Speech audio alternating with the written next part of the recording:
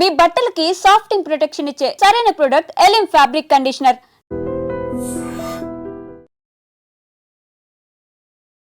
భద్రాద్రి కొత్తగూడెం జిల్లాలో అత్యంత దారుణమైనటువంటి సంఘటన జరిగింది. అక్కడ జూలూరుపాడుకు సంబంధించిన పిఎస్ పరిధిలో ఎస్ఐగా పనిచేస్తున్నటువంటి రాణా ప్రతాప్ భార్య రాజేశ్వరి ఈరోజు జూలూరుపాడులోనే పురుగుల మందు తాగి ఆత్మహత్య చేసుకుంది.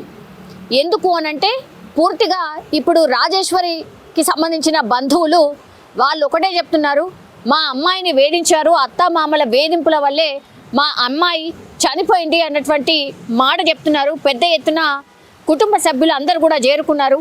రాణా ప్రతాప్ని కావచ్చు, అట్లాగే వాళ్ళ తల్లిదండ్రుల మీద పెద్ద ఎత్తున ఆరోపణలు కూడా చేస్తున్నారు. యాక్చువల్లీ ఇప్పుడు ఈ రాణా ప్రతాప్ అండ్ రాజేశ్వరి దంపతులకు 2 చిన్న పిల్లలు కూడా ఉన్నారు. పాపం అల్లారు ముద్దుగా అమ్మా నాన్నల దగ్గర పెరగాల్సినటువంటి పిల్లలు ఇట్లా అత్తా మామల వేధింపుల వల్ల చనిపోయినట్టుగా ఇప్పుడు రాజేశ్వరికి సంబంధించిన బంధువులు అయితే పెద్ద ఎత్తున ఆందోళన చేయడమే కాదు, వాళ్ళ మీద అంటే ఈ రాణా ప్రతాప్కి సంబంధించిన అత్తా మామల మీద దాడి చేసే ప్రయత్నం కూడా చేసినటువంటి సిచ్యువేషన్. ఒక్కసారిగా ఉద్రిక్త వాతావరణం అయితే నెలకొంది. జూలూరుపాడు పిఎస్కి సంబంధించిన ఎస్ఐ అంటే మనకు తెలుసు విధులు ఎట్లా ఉంటాయి, వాళ్ళ శాలరీస్ ఎట్లా ఉంటాయి, వాళ్ళ హోదా ఎట్లా ఉంటుంది మనందరికీ తెలిసిందే. సో ఒక మంచి ఫ్యామిలీ, అతను కూడా మంచిగానే భార్యా పిల్లల్ని చూసుకున్నట్టుగా ఉన్నటువంటి సిచ్యువేషన్. కానీ ఇప్పుడు ఈ ఎస్ఐకి వేరే ప్రాంతానికి ట్రాన్స్ఫర్ అయింది. అంటే వీళ్ళందరూ ఉమ్మడి కుటుంబంగా ఉంటున్నారు. అంటే రాణా ప్రతాప్కి సంబంధించిన అమ్మా నాన్నతో పాటు అంటే అత్తా మామలతో పాటు రాజేశ్వరి అండ్ ఆ తర్వాత రాణా ప్రతాప్ ఉంటున్నటువంటి పరిస్థితి. కానీ ఆయనకు వేరే చోటికి ట్రాన్స్ఫర్ అయింది. అప్పుడు రాజేశ్వరి అంటే ఇప్పుడు రాణా ప్రతాప్ వాళ్ళ భార్య ఒకటే చెప్పింది, దయచేసి మనం వేరుగా ఉందాం, మీ అమ్మా నాన్న వద్దు, మనం వేరుగా ఉందాము, వాళ్ళని తీసుకురాకు, వాళ్ళు ఇక్కడే ఉండని, మనం ఇప్పుడు నీకు ట్రాన్స్ఫర్ అయిన చోటికి వెళ్దామన్నప్పుడు రాణా ప్రతాప్ దానికి ఒప్పుకోలేదు. ఖచ్చితంగా వాళ్ళు కూడా మనతో పాటు ఉండాల్సిందే, మనతో పాటే ఉంటారు అని చెప్పడంతో మనస్తాపం చెంది ఇప్పుడు రాజేశ్వరి చనిపోయింది పురుగుల మందు తాగి. సో వీళ్ళ వేధింపుల వల్లనే చనిపోయింది అని ఇప్పుడు మృతురాలి బంధువులు అయితే పెద్ద ఎత్తున ఆందోళన చేస్తున్నటువంటి పరిస్థితి. మనకు తెలుసు కదా, సమాజంలో అత్తామామలు వీళ్ళందరినీ కూడా అసలు కోడళ్ళు చాలా చిన్న రీజన్స్ కోసము అటు అత్తమామలు అనుకోండి, లేకపోతే ఇప్పుడు పెళ్లి చేసుకొని ఎవరైతే అమ్మాయి వస్తుందో ఆమెని కంఫర్ట్గా వాళ్ళు చూడకపోవడం. కాబట్టి ఇరు పక్షాల వైపు నుంచి ఈ ఫ్యామిలీలో ఏం జరిగిందో ఏంటో తెలియదు, కానీ ఆమెకు ఇష్టం లేదు వాళ్ళ అత్తమామతోని ఉండడం. కానీ ఇప్పుడు ఈ ఎస్ఐ ఎవరైతే ఉన్నారో ఖచ్చితంగా మా అమ్మా నాన్నతోనే ఉండాలి అని పట్టుబడంతో ఈ ఇద్దరి మధ్య క్లాషెస్ వచ్చి ఆ తర్వాత ఇదే విషయాన్ని వాళ్ళ తల్లిదండ్రులకు కూడా చెప్పినప్పుడు కూడా వాళ్ళు కూడా ఒప్పుకోకపోవడం.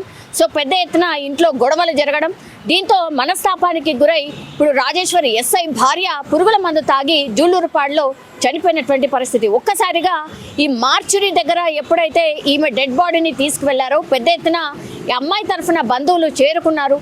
అత్తమామలు అట్లాగే ఈ ఎస్ఐ మీద కూడా దాడి చేసే ప్రయత్నం కూడా జరిగింది. సో దీంతో ఇప్పుడు ఎస్ఐ అట్లాగే వాళ్ళ ఫ్యామిలీ మెంబర్స్ అందరి మీద కూడా వీళ్ళు కేసు ఫైల్ చేసిండ్రు, వీళ్ళే దగ్గరుండి మా అమ్మాయిని చంపేశారు అనేటువంటిది చెప్పడమే కాకుండా వీళ్ళ పిల్లల భవిష్యత్తు ఏంటి, చిన్న పిల్లలు అనవసరంగా గొడవలు పెట్టుకొని ఎటు కాకుండా చేసిండ్రు, మా అమ్మాయిని అన్యాయం చేసిండ్రు, ఆమె కోరింది ఏంటి, మీ అమ్మా నాన్నల్ని ఇక్కడే ఉంచు, మనము నీకు ఎక్కడికైతే ట్రాన్స్ఫర్ జరిగిందో అక్కడికి వెళ్ళి వెళ్దామని కోరడం అది ఎట్లా తప్పవుతుంది, వీళ్ళు వేధించారు, వీళ్ళతో ఇష్టం లేదు కాబట్టే ఆమె అట్లా కోరింది, అందులో తప్పేముంది అని అమ్మాయి తరఫు బంధువులు అయితే ఆరోపిస్తున్నటువంటి సిచ్యువేషన్ అయితే కనిపిస్తోంది. కానీ ఇన్ జనరల్ ఈ సమాజంలో ఏం జరుగుతుందో మనకు తెలిసిందే. అత్తా మామలతోని ఉండడానికి ఏమాత్రం కూడా కోడళ్ళు ఇష్టపడడం లేదు.